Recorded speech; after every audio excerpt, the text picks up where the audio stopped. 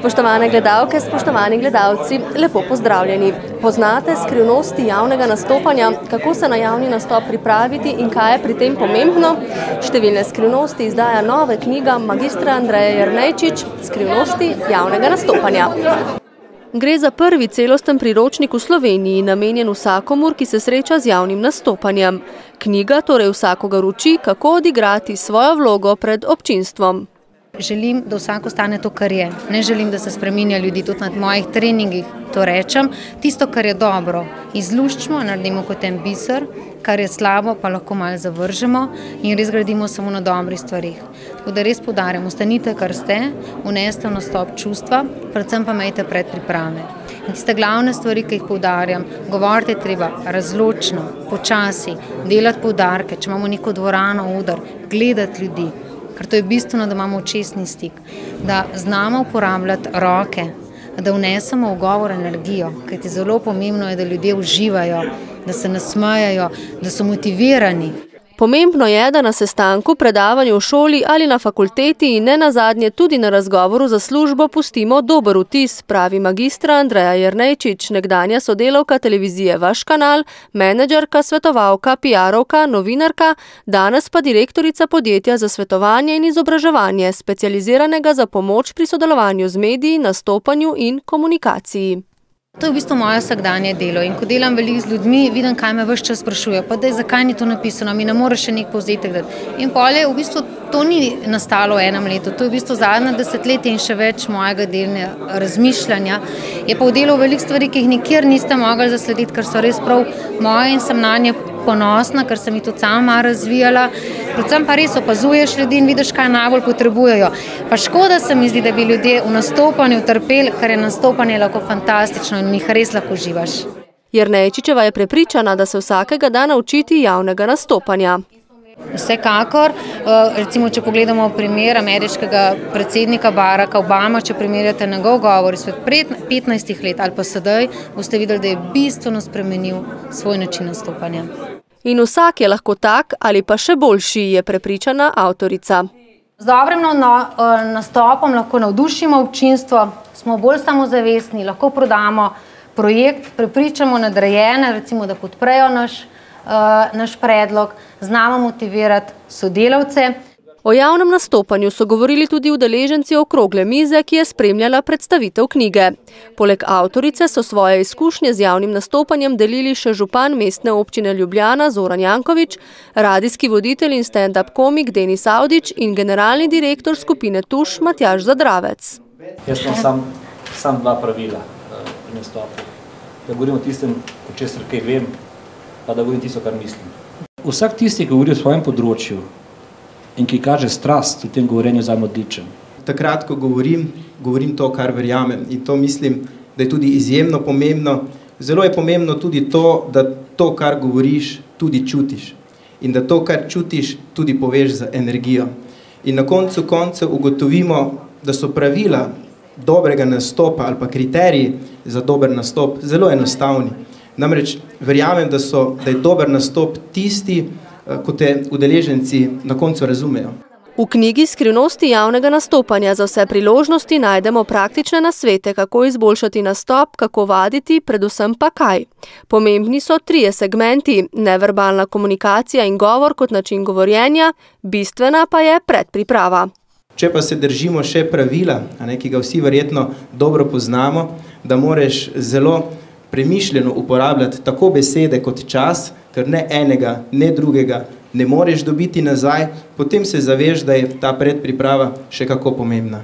Jaz ne bom pozabil svojega prvega nastopa, ki stand-up nastop je bil, vem, da so želeli od mene, tam nekje leta 2004-2005 v Postojni na polfinalnem izboru za Miss Slovenije, da nastopam kot stand-uper, pol ure. Jaz od tem prej nisem nastopil kot stand-up komik niti 5 minut. In sem šel pijan gor. In nekako mi je ratal, mislim, saj sebi sem bil zabaven, ampak danes pa ni šans. Mislim, da niti mal ne bi, niti samo voda, pa še to brez okusa, mora biti absolutno tam in brez dobre priprave ne bi šel. Vedno več ljudi nastopa in vedno bolj so vešči nastopanja. Vsak lahko svoje znanje nadgrajuje, vedno in znova, pri čemer mora znati sprejeti kritiko, saj le tako lahko raste in se razvija. Vedno več ljudi se zaveda pomena dobrega nastopanja, daja predpriprave, je pa vsak, ki se postavi na oder, se mora zavedati, da bo ocenjevan in da mora zna dobro nastopati, oziroma se to od njega pričakuje. Največ lahko narediš tako, da govoriš na način, da je ljudem zelo blizu, ne? Da govoriš o stvareh, ki jih poznajo, ki jih čutijo, ki so njihov problem. Ne? Takrat pravzaprav se to največ naredi. Seveda pa zato rabiš treninga, ne? Pa tisto, kar rabiš, je zraven tega ne samo trening, ne, ampak moraš začeti uživati. Zato se jih vse več odloči za pomoč pri učenju javnega nastopanja. Tisti, ki želijo rasti in ki želijo sebe nadgraditi, dajo veliko poudarka na treninge, na izobraževanje, če ne drugega, saj enkrat na mesec ali enkrat na leto, recimo, da se srečajo, malo osvežijo. In to mnogi od njih, ki jih srečam, so izredno uspešni. Bi marsikdaj rekli, se ta več naravi. Ampak ne, oni želijo vedeti res vsako podrobnost, biti pripravljeni na reagiranje v krizi ali pa da so pripravljeni kako hitro, spontano odgovoriti, biti uspešen, ko prodaš projekt, res prepričati stranko, klienta, ker je tudi pomembno, kako takrat govorimo, kako predstavljamo, kakšno prezentacijo pripravimo in tako naprej. Že število trenerjev javnega nastopanja se izredno povečuje. Ne? To kaže na to, da obstaja trg in da trg to vse več in več zahteva. Ne? Zato jaz mislim, da je tukaj velika bodočnost, ne? Kajti ljudje so že ugotovili, da je od tega, kjer besede zbirajo, kako nastopajo, odvisna njihova kariera, je odvisno uspeh poslu, je odvisno tudi, kako jih ljudje vidijo. Ne? Se pa javni nastopi med seboj razlikujejo. Ni enako, če nastopamo na radiju, na javni proslavi, vodimo sestanek ali predstavljamo projekt. Knjiga je razdeljena, v prvem delu govorimo o osnovah, ki potrebuje vsak nastop, potem je pa vsaka vrsta nastopa, to se pravi govor pred kamero, na konferencah, na odru, v šolskih institucijah, razgovor za službo. Skratka, vsaka vrsta je potem še razdeljena naprej, kaj so pa specifike oziroma posebne značilnosti prav za tisto vrsto govora. In na koncu checklista, na kaj moramo biti pozorni, ker vsekakor nastopanje na radiju je popolnoma drugačno v določenih stvareh kot nastopanje na televiziji, kar vi še veliko bolj poznate. Če nastopamo na odru, je spet drugačno, kot če smo na razgovoru za službo. In če vodimo sestanek, ni enako, kot če smo na kolegiju ali pa eni okrogli mizi ali kjerkoli. Tako je specifičen tudi nastop pred televizijsko kamero.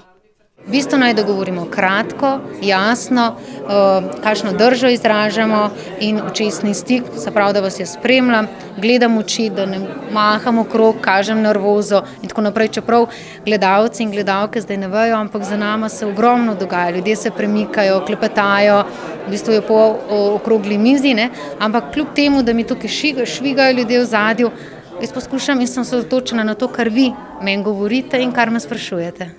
Knjiga Skrivnosti javnega nastopanja zajema tudi 14 intervjujev z znanimi Slovenci. Malo sem razmišljala in želela izbrati osebe z različnega področja, tako z političnega, poslovnega kot družabnega dela, kar vedno tudi mene zanima, kako pa nekdo drug še razmišlja in tako sem potem ujela nekaj ljudi, da so lahko to strnili. S tokratno knjigo, njena prva, kako uspešno sodelovati z mediji, je razprodana, želi Andreja Jernejčič olajšati delo vsem javnim govorcem. Predvsem želim pomagati popolnoma vsakomur, da bo z veseljem nastopal ali pa tistim, ki morajo, da jih ne bo strah, kajti če se znamo dobro pripraviti, če vemo, kaj bomo povedali in kako, smo s tem že veliko ver naredili. Večina ljudi je pa strah zato, ker ne vejo in nimajo usmeritev, ko jih pa enkrat poznate, je pa to mačji kašelj. To je odlična stvar, če jo uporabljaš. Kako pa skrivnosti javnega nastopanja vidijo podjetniki? Zagotovo je potrebno poznati vsebino, dobra priprava in govoriti iskreno in tisto, kar misliš in biti pri tem naraven. Jaz osebno veliko javno nastopam, seveda vsakič, ko nastopam, imam ponovno tremo pred vsakim nastopom in seveda v takšni knjigi, ki jo človek prelista mogoče tudi pred nastopom ali pa vedno znova, ko je opozorjen, da kako stvar mogoče lahko naredi bolje. Seveda je velika dodana vrednost, da človek malce spozna tudi sebe taka knjiga pa seveda pri tem pomaga. Moram reči, da jaz večinoma mogoče doma povadim malo pred ogledalom, mogoče včasih prosim ženo za kak nasvet, ampak tega priročnika v taki obliki še prav zares v Sloveniji ni bilo, zatega sem ga seveda tudi osebno kar vesel. Ključno po moje je to, da imaš rad ljudi, ne? Ker če nimaš rad ljudi, če malo ne filter z njimi, pa če se ne pač na ta način, da poskušaš z njimi, da jih čutiš, da ravnaš z njimi tako kot vsaj sebi enakimi in podobnimi, ne? Pač ne moreš do tega priti do te situacije, da ti ljudje sprejmejo, da daš ti ljudem tisto, kot si želijo. Ta knjiga je prvi priročnik za javne govorce, a Čerič je prepričan, da ji bodo sledile še druge. Namreč ena značilnost je tržnega gospodarstva, ne? Če je nekaj uspešno, to ljudje kopirajo. Tako bo tudi tukaj se zgodilo. Knjiga Skrivnosti javnega nastopanja, priročnik za vsakogar, je sicer izšla pri Planetu GV v nakladi 1000 izvodov. Pomembno je torej biti jasen, kratek in razumljiv. Takšni smo poskušali biti tudi mi. Hvala za vašo pozornost in nasvidenje.